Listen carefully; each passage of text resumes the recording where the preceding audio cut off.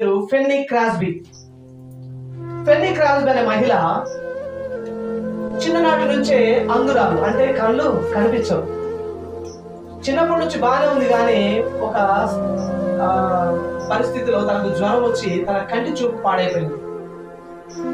అయితే తాను ఆ విధంగా అంధురాలుగా పెరిగింది, యవనస్తురాలుగా అయింది. అంటే ప్రపంచంలో ఏముందో తనకు తెలియదు. 6 నెలల ప్రాయంలో తన కన్ను పోగొట్టుకుంది, అంటే కంటి చూపు పోగొట్టుకుంది. యవనస్తురాలుగా అయింది. యవనస్తురాలు అయిన తర్వాత బ్రెయిలీ స్క్రిప్ట్ అనే ఒక భాష నేర్చుకుంది. అంటే గుడ్డి వారికి తమ చేతులతో ఈ ఫింగర్ టిప్స్ తడుముతూ నేర్చుకునే భాష బ్రెయిలీ స్క్రిప్ట్ అంటారు దాన్ని. ఆ భాష నేర్చుకున్న తర్వాత అందరూ అడిగారట, ఎందుకు నేర్చుకుంటున్నావు పిచ్చిదాని వాళ్ళు, ఏం అవసరం నీకు అని అంటే అయినా నేర్చుకుందట. చిన్నప్పటి నుంచి అవమానాలు, ఇబ్బందికర పరిస్థితులు పెరిగిన ఫెన్నీ క్రాస్బీ ఆ భాష నేర్చుకున్న తర్వాత తన పేరు రాసుకోలేదు, తన కుటుంబం గురించి రాసుకోలేదు, కానీ యేసుక్రీస్తు గురించిన పాటలు రాసింది. ఎన్ని పాటలు రాసి ఉంటుంది మీ యొక్క ఆలోచన ప్రకారం?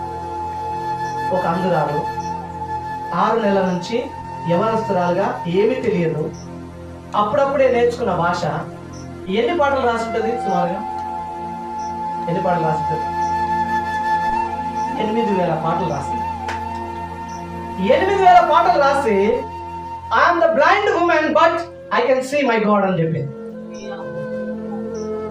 నేను గుడ్డిదాన్ని కానీ నా దేవుణ్ణి నేను నా మనస్సుతో మనోనేత్రంతో చూడగలనని 8,000 కంటే పైగా పాటలు రాస్తే ఆమెను బట్టి మనం ఎంత స్ఫూర్తి పొందాలి. దేవుడైతే ప్రతి అవయవమును సరైన విధంగా అమర్చాడు. ఏ లోపం లేదు నీలో, నాకు ఉందా?